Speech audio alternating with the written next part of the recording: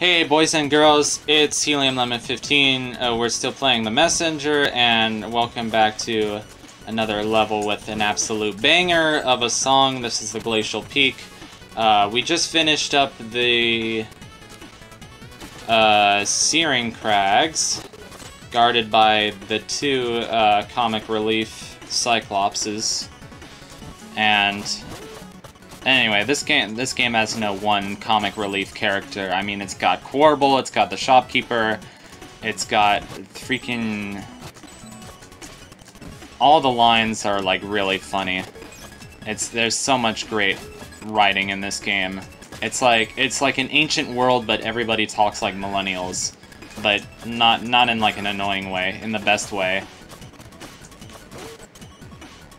Well, Kolos and Seuses don't talk like millennials, they say consarnit, which is like a really old phrase. But what do you have to say, shopkeeper?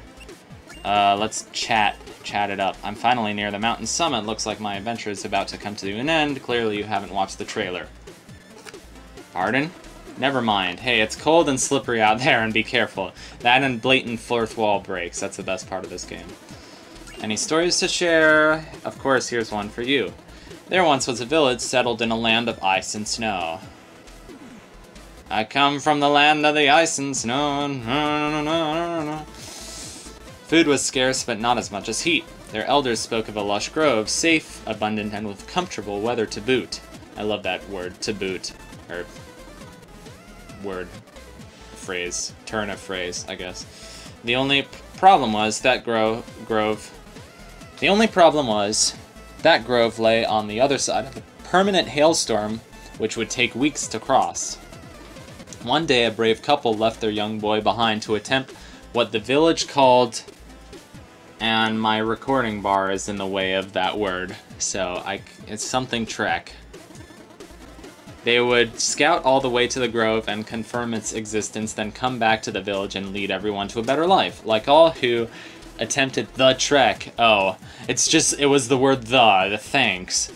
They sadly and predictably, what are you talking about? Over the following decades, that boy grew up with only one goal in mind, to take on the trek himself and find his parents alive at the grove or dead in the ice. Figuring they may have simply been ill-prepared, he trained every day until he was 5 years older than his parents were when they left for the trek, then set off for his own attempt. The hailstorm's first bite wasn't as bad as he thought it would be, but the ice-cold soil slowly worked his way into his bones. After days of walking through the storm without realizing it was all just a metaphor playing in his troubled adult mind, he stumbled upon a no pun intended chilling sight. His parents frozen solid in a block of ice. The shock was too strong. He remained there, cursing, pondering, and cursing again, until the cold took him to become a part of the ice block. The end. What? What do you mean, what? No moral, or at least a proper ending? Sometimes stories can be harsh. It might just be the very message they mean to convey about life. You need to think about what transpired and find your own takeaways. There are no wrong answers as long as they ring true to you. Maybe, but this one really felt like a pointless story. And it just might be the case that for you it was. Or you could consider the implications of our adventurer being 5 years older than his parents when he found them. Can you imagine gazing upon those who are your protectors and mentors, realizing they are actually younger than you? But they're not younger. They just didn't age in the ice. You're bearers of truth, the wise ones, those you aspire to be like. A harsh reality indeed. You thought they knew it all and had it all figured out, that they were centered and filled with purpose. Yet there you stand, beholding the one pillar you ever took for granted and used for stability, physically crystallized, yet mentally shattered before your very eyes. Had they really found inner peace already when you knew them, meaning you're the one who missed the mark, or were they simply excellent actors? This is getting way too deep for me. I don't know. Not that I'm not a deep person, but it's just like, ugh. I don't know what to make of that right now. Remember, this is all subjective. I shared but one angle. Well, that's good to know. It's all subjective. A lot of things are subjective, and that's the beauty of life, I guess. But unfortunately, there are a lot of stupid people, and sometimes you wish things were objective, so you could just, you know... That was dumb. I don't know. I don't know why I'm so upset about there being stupid people. It's just like, it's hard, you know, it's hard when you have to live in, when people's, like, lives are at stake because there are so many different versions of the truth. And, like, I don't know what to say about it. It's just, it's sad. Anyway, this episode has already gone. So I was gonna talk about, like, I never got into the habit of flossing. I guess I could have just, like, gotten better at it, and, like, I guess, like, my fingers would always get wet and then I would lose the grip of the floss. But, I mean, I've had, like, a permanent retainer for, hard to say how long. I think at least, like, 6 years, which, after I got done having braces, it just means they put, like, a metal bar that goes across, like, the back of about 5 of my bottom teeth, right in the center.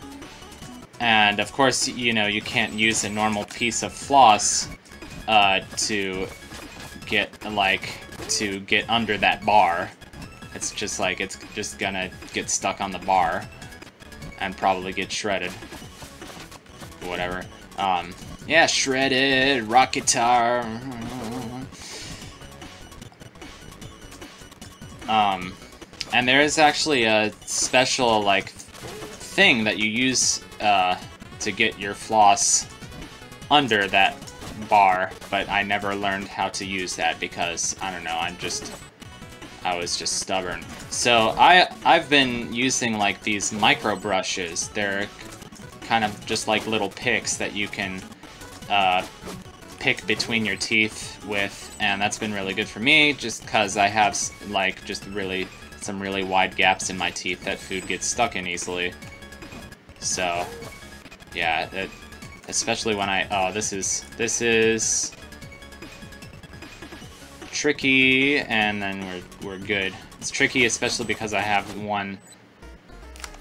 Alright, never mind. Now.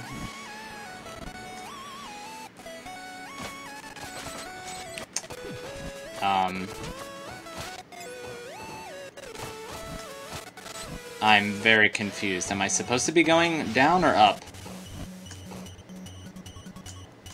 I think yeah, I started going the completely wrong direction. Zigged when you should have zagged, that's one way of saying it. Yeah, this is the way I was supposed to go. So, yeah. In short, the dentist person there was just like, yeah, you can't substitute I wanted that. You can't substitute the little picks for flossing, and you're gonna get gingivitis. She was like, you know, you're gonna get gum disease if you don't floss. So I'm like, well, I'm gonna start flossing then. So that's, you know, it's yeah, it can be an interesting time in your life, you know, a time when you're trying to change your habits. And I think we're all thinking about our habits during this time, and so it was interesting for, you know, the dentist to challenge me to change my habits with the teeth thing and with the floss thing. In other news, yeah, my summer class is almost finished, and my parents and I are gonna go to Killington, Vermont after next week. Okay, yeah, I was being dumb. This guy. So yeah, we're gonna go to Killington, Vermont after next Friday, or I guess Monday after this Monday. Yeah, something like that. In other news, I have been watching this documentary. It's called Double Fine Adventure. It's about Double Fine, which is basically Tim Schafer's company. And Tim Schafer is kind of a legend in the video game industry for making some of the first great and funniest point-and-click adventures, like Secret of Monkey Island and Grim Fandango. Oh, Grim Fandango was kind of like, I guess you could say, like a swan song for the point-and-click adventure genre. But, like, people have still been making point-and-click adventures, and that's kind of like... back in 2012, Tim Schafer launched a Kickstarter to sort of prove that point-and-click adventure games were not dead. So he actually... I suck at this. I don't know why. I could just blame it on ice physics, but it's more just about that one stupid guy and his projectiles. Okay. So now we made it to a fairly safe area, and I'm going collecting some money. And, oh, okay. Okay, just go away, then. So this documentary is about this game that they created called Broken Age, which I somehow found and got on the iPad in 2015, and it meant a lot to me back in 2015, and I played it spring and summer of 2015, and then I played it again a little bit, but I never played it as much as I did in summer and spring of 2015, and like, our iPad is like getting old, so I haven't really played it in a while because it's like an iPad 2 from 2011, and like my family has started kind of treating it like a relic, even though I still very much could go and play that game right now, but I would have to ask my parents for the password to the iPad, which is a whole nother story, but anyway, that's kind of missing the point of like how much I like this documentary, how inspiring it's been to see this documentary that actually, it takes place over the course of like at least like, I guess 3 years of the making of this game. And, it's just the thing, it's like when you watch something like that, you feel so close to the game developers.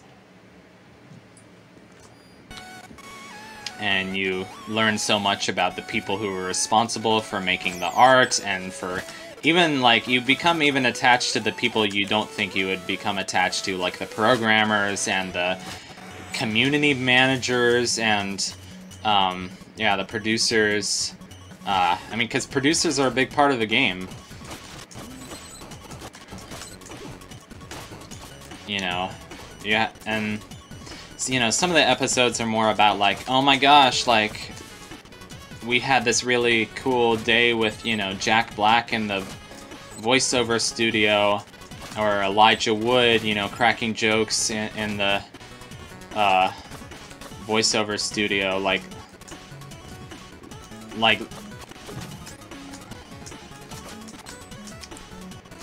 literally, the episode with Elijah Wood where he does his lines for Act 1 of the game, he comes into the studio and holding this, like, plastic bag of Rice Krispie treats. And he's like, Rice Krispie treats, my dudes! And it's the funniest thing. Also, some of, like, the artists who made that game are, like, very entertaining people. Like this guy, Nathan Bagel Stapley. He's a very entertaining guy.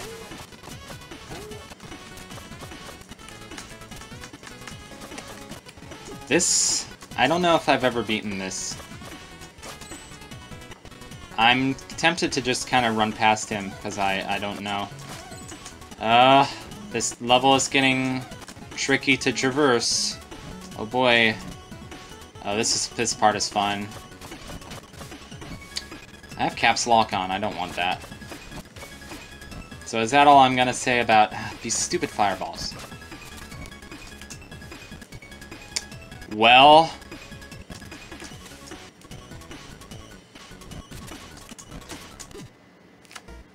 Not like that, not like that. I think you just have to, like, do grapple hook, grapple hook, grapple hook.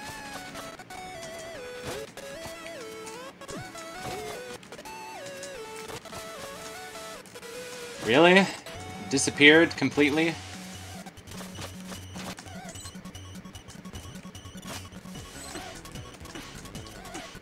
Okay, so let's try this section.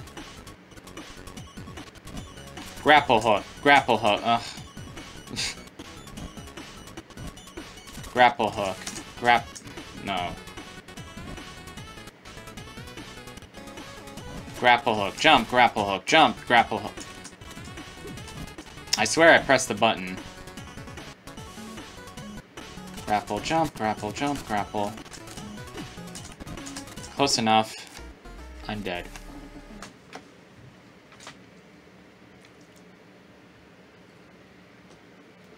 We might have to stop this episode there for now, so thank you very much for watching, and go eat your Wheaties.